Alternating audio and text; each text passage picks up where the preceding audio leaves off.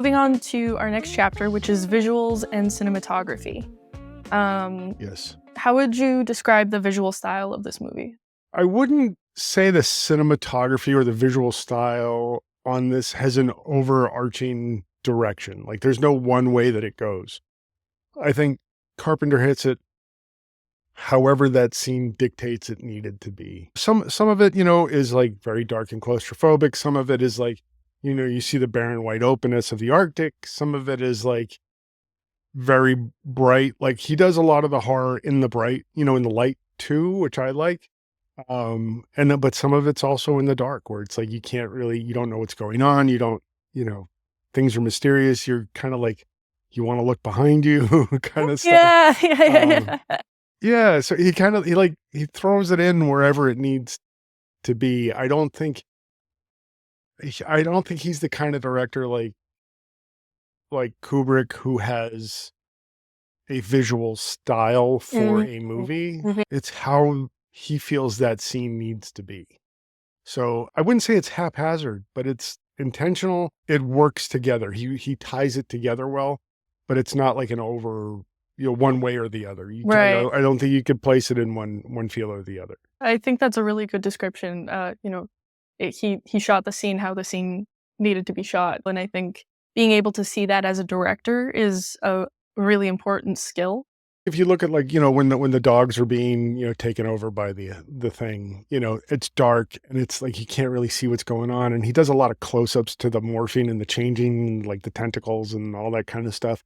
And then you see it like they're in like, the room doing the autopsy or whatever of the creature, and it's bright and clinical and there's that. Yeah. And then, in Blair's shed, it's dark and confined and, dank and like it's wherever that scene needs to be. A lot of times that can just be done and it looks very like piecemeal and like kind of cobbled together. But Carpenter doesn't do that. He somehow transitions from those different feels well. I don't ask me how he does it, but he seems to effectively do that. And I'm not maybe not as good a director as he is to really be able to identify it, but it's Well, impressive to watch. yeah. Well, I think that may be, Carpenter's style is it seems somewhat haphazard on the surface, but if you delve a little deeper, it's very intentional. One thing I did want to ask you, I don't know if you know anything about Yeah. this, and I've forgotten the actual name for it, but they shot a lot of the outside scenes in Yeah. an aspect ratio where that stretched the shot. Um, and I don't know if you're familiar with that at all. No, I'm not sure. Like Um, an anamorphic thing? Is that yes. what it Yeah. was called? It's just basically a wider sort of view of things. Okay. So what it takes things and it kind of like wraps them forward So like uh, a partial a little bit. panoramic kind of thing. Yeah, Okay. yeah. And it's like a wide angle, but then they take the wide angles and they kind of like move them. They kind of like pull them around, so it Oh, okay. widens and compresses. Uh, Interesting. Okay. yeah, for larger shots and stuff like that. So yeah, he did that on his exterior stuff to really kind of capture the exterior, the wide open Mhm. blank spaces. It was effectively done. The shots aren't particularly steady. They didn't use any kind of steady cam or anything like that. Like, Which so is it's a yeah. little janky looking, but as I've said before, I would not change a frame of that movie. It just looked beautiful, like as he Yeah. does it. And he does do some homage stuff like to the original thing where they have everybody circling around that saucer area on the ice. Yeah, yeah. Uh, they did so they showed that in the very first thing in 1951, Wow. and they referenced that in this new one, Oh, that's which was awesome. great. Yeah, yeah, and the thermite and all that stuff, and yeah, I think Carpenter gave credit to the original as well. Like That's I think he liked the original, but I think he saw something different for this. yeah, when I was reading about the production process, apparently they, that said something very similar to that where they liked the original, but it strayed away from the story of the book and they wanted to do a Mm, more faithful adaptation of it. So I think you're right. I think they wanted to pay homage and recognize the original for what it was, but also make it their own. Which I think is, if you're gonna do a yeah. remake, I think that's the right way to do it. Sometimes they'll do a remake and they'll just change it just to change it, and they'll take away some of the interesting aspects of what made something interesting, Right. and that never works out very well. I think Carpenter had a different take on this and a different way of seeing it, but remaining faithful to the story, what makes the story interesting. So, Yeah, I and think add that's something to it. yeah. Yeah. Do we wanna talk about the visual effects? Oh, I absolutely. Absolutely. The visual effects in this were incredible. I can't remember the name of the visual effects artist. I'm sorry. I should be better prepared, but, we can put it um, up. We'll put it up. the visual effects, but they were so remarkable. The one that sticks out to everybody's memory is the spider head, where the spider legs sprout out of this guy's head and go walking across the floor, and it's just that was It's oh. it sprouts eyes and these, like, weird eyes and Yeah. everything. It's just so crazy looking, and it's one of the cooler visual effects I've seen. They do a lot of, photography in that where they film something and then they play it in reverse on screen to make it look like something's shooting out or coming back or, like the, tentacles going out or latching onto something or coming back. So It's they so shoot cool. that in reverse, and it's really well done, and they still use that Yeah. in a lot of stuff. Um, it's a really effective tool, but just the creature morphing into all sorts of different stuff and, um, how they get, like, these things to open up and move. There's a lot of puppetry, and there's 0 CGI in this movie. Like, It's there is, matte pictures that they do of, like, the spaceship and stuff, but there's no CGI at all, like, period. It's all practical effects, I I and really really well done. yeah, and I think especially you're talking about the reverse shot or the shots shown in reverse. I think that's a wonderful tool to use instead of just, you know, creating a contraption or, some kind of insane piece of equipment to Yeah, show that, to just be like, yeah, "We can just show it in reverse." That's yeah, it's awesome. low tech. Yeah, it's very low Which tech. which is so cool to me. It's such an interesting way Yeah, to go. Um, yeah, and effective. very effective. Yeah. Yeah. Yeah. It's so creative, and I think in the end it probably saved them a lot of time instead of trying to rig all of that Oh, yeah. stuff. So finding creative and interesting ways to create the effect you want, and then it coming out like that is Yeah. really, really cool. This is Laszlo, Oh, yeah. everyone, by the Yes. way. My own alien. Laszlo. My own thing. He is the thing. Um, yeah. He's pretending to be a cat. That's not dog. That's not that's not dog. That's not dog. I think so where they were able to do stuff, you know, low tech, they did it, where they just wanted it to look as good as it could. There's some of the creature effects are ridiculous looking, but they're fun. You're like, "Oh my god, that's so ridiculous," but it's Yeah. fun the way they do it. Right. And some of it's just great. It's just really effective, really convincing stuff. Even when they have, like, the dogs, like, chewing at the fence and stuff like that. That was made out of, like, dog treats and stuff. Like, they Which made and it looks so chicken wire real. fencing out of, like, it looks Yeah. so real when the dogs are trying to chew through. You're like, "Oh my god, doesn't that hurt their teeth?" Yeah, And then you that realize, was well, my thought. it's Yeah. yeah, but then That it's made out no, of dog treats. Like, that's it's so cool. It's so well done. yeah. Um, Yeah, they were really smart and thoughtful in the way they did stuff. Yeah. yeah. I wanted to talk a little bit about the production of it and kinda the story about Sure. how that happened. Originally, the budget for this film was, 10,000,000, which, as far as movies goes, that's pretty low. Um, I Yeah. mean Even at the time. yeah, I mean, you look at movies now and there's like, $1 billion, like, what? Um, Yeah. but So it was originally 10 million with, I believe, 250,000. Yeah, or $200,000 dollars specifically for creature effects. This was the largest amount of the or the largest creature effects budget that Universal had approved for a monster film at the time, Mm, which was really cool. And the film ended up wow. needing over $750,000 for creature effects. So, I thought that was pretty cool, and the total cost of the film ended up being 15 million. So with that in mind, given that they Wow. were over budget and all of that, and then you kind of look at the tools that they used to create effects that they needed without really spending a ton of money. I mean, they did, Yeah. but, without going even more insanely over budget. Um, Yeah. it's interesting. Yeah, so I thought that was cool. And then, Yeah. it actually took a long time for the thing to finally be produced. It was just, like, a lot of, like, back and forth with the studio and Carpenter and just a lot of weird stuff. But what you Yeah. were saying earlier about, it going up against Alien was really interesting because Alien being a success was actually one of the major factors that got the f the production of this movie going.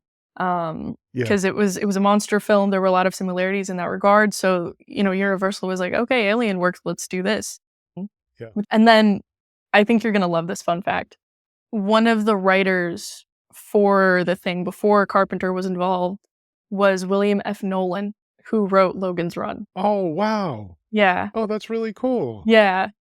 Carpenter reportedly said Oh, I that didn't know that. all the scripts were awful, but, I just thought I just thought that was really cool. There was a number of writers, but I just thought it Yeah, was yeah. really interesting. Oh, that is interesting. Yeah. Oh, neat. That is an interesting little Yeah, factoid. yeah. And then, Very nice. for, the role of MacReady, how you said, he wanted Yeah. a Robert Shaw type. He Yeah. had considered Christopher Walken, Jeff Bridges, and Nick Nolte. Nick Nolte? Nolte. Nolte. Nick Nolte. Yeah, it's all right. He Uh, played Four Leaf in Tropic Thunder. oh! That's crazy. That's Yeah. crazy. But Kurt Russell was Yeah. the last member of the cast to be casted. Because Oh, he had wow. he had a Oh, I guess it was, like, hard to find the right MacReady. yeah. Well, I think they did an amazing job. I think so. I don't know if I could see Christopher Walken doing that thing. Strange. I don't know. Uh, Wow. W What will we do? it's It's painting its it's masterpiece. painting its masterpiece, really. Oh, And Jeff Bridges? can you tell your Oh, Christopher Walken story real quick? no, no, I'll save that for another time. I'll save It's that for so another time. good. I'll save it for another time. Okay, fine. All right, sorry. Yeah, It's it's too long and it's not that long. yeah, it's long enough. Yeah, Whatever. Alright, another We'll time. save it. We'll save it for a Okay. Christopher Walken I movie, gotta but yeah, we'll do it like maybe a Christmas special or something. that sounds alright, so yeah, I just So, wanted to talk about the production a little bit because it falls under visuals and cinematography, and it was just kind of an interesting story about it. yeah, no, I think the production is definitely interesting. I mean, just if you look at the sets, just the sets themselves, so you Mhm. have this, like, research station, and then there's apparently this whole underneath catacombs and stuff too, Mhm. underneath the research station, and then somehow Blair builds this tunnel from that little shack to the station, and he's building a spaceship when he's turned into the thing and all that stuff. So, yeah, so my question to you is when do you think Blair turned into the thing? I don't think he was the thing when he was in the shack, when he I was don't like I don't think so either. I because he seemed very Blair when McCready went to check on him. Um, yeah, man, I don't know.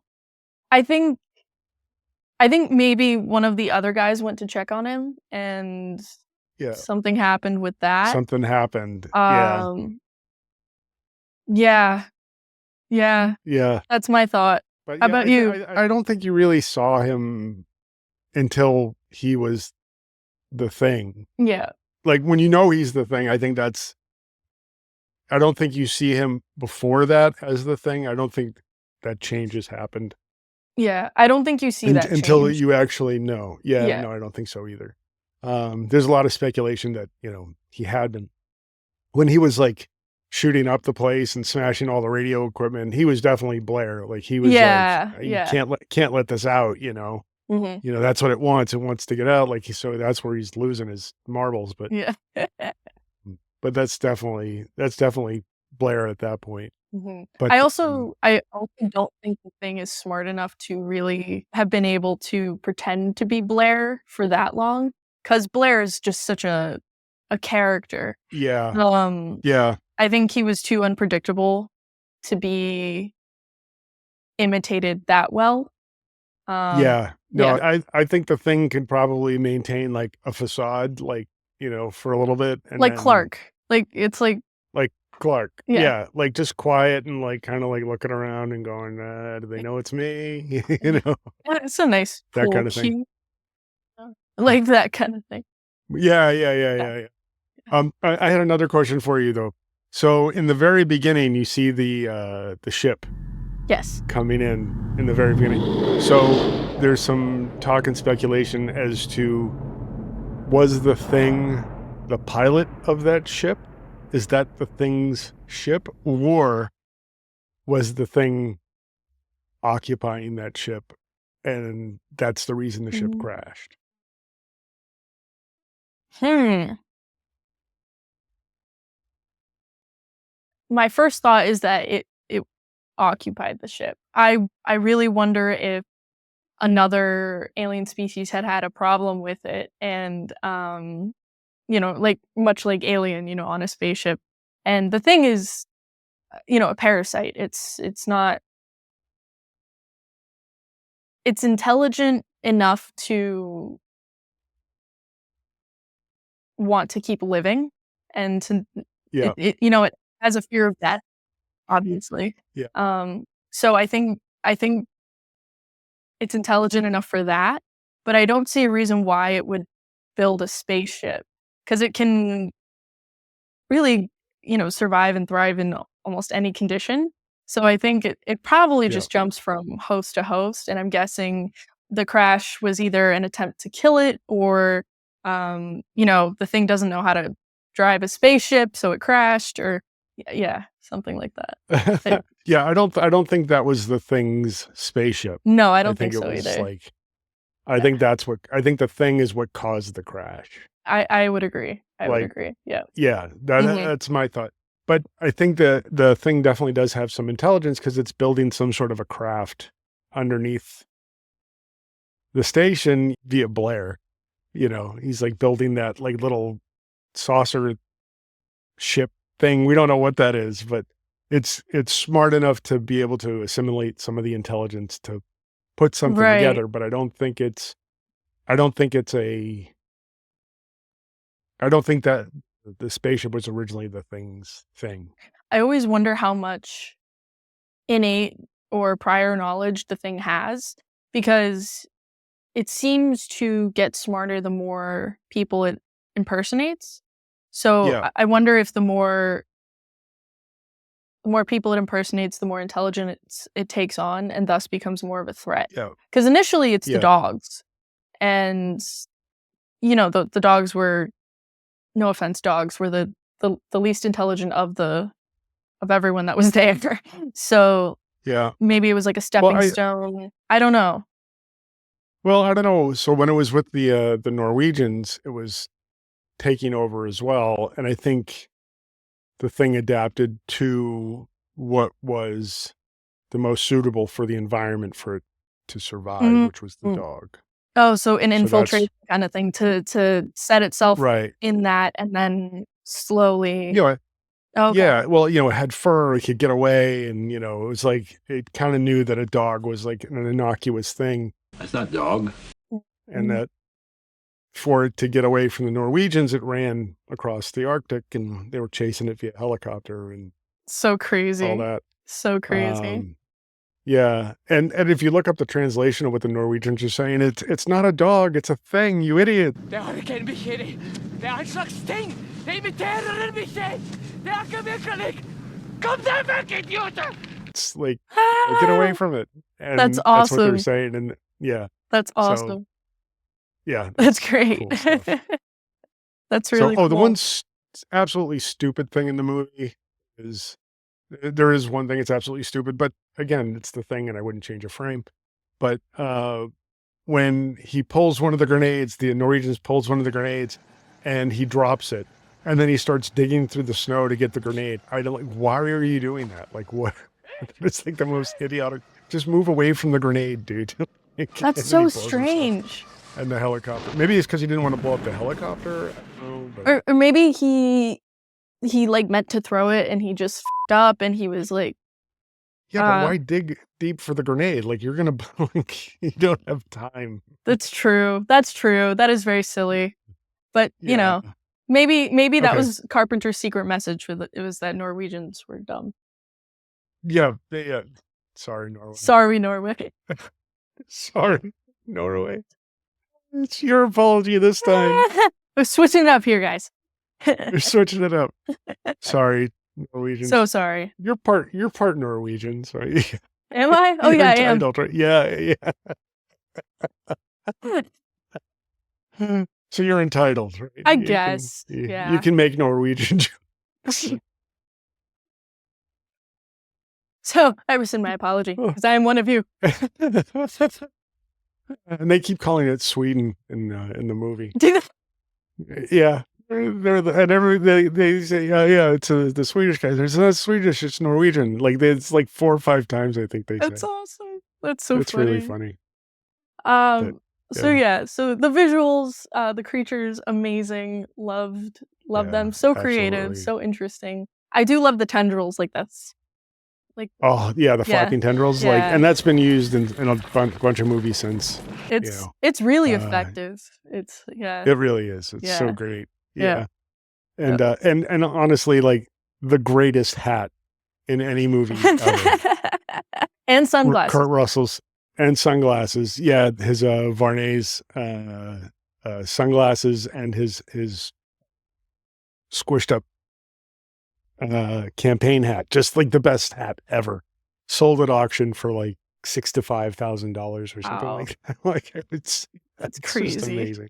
Carpenter also, he left the ending, so you're never really sure of like if Childs is the thing or McCready's the thing. He really wanted to leave you with some unanswered questions and that. And I really he left like enough stuff throughout the movie to make you wonder and think about stuff. so. Yeah. I really like the ending of this movie. It's one of the few open-ended endings that I still found really satisfying.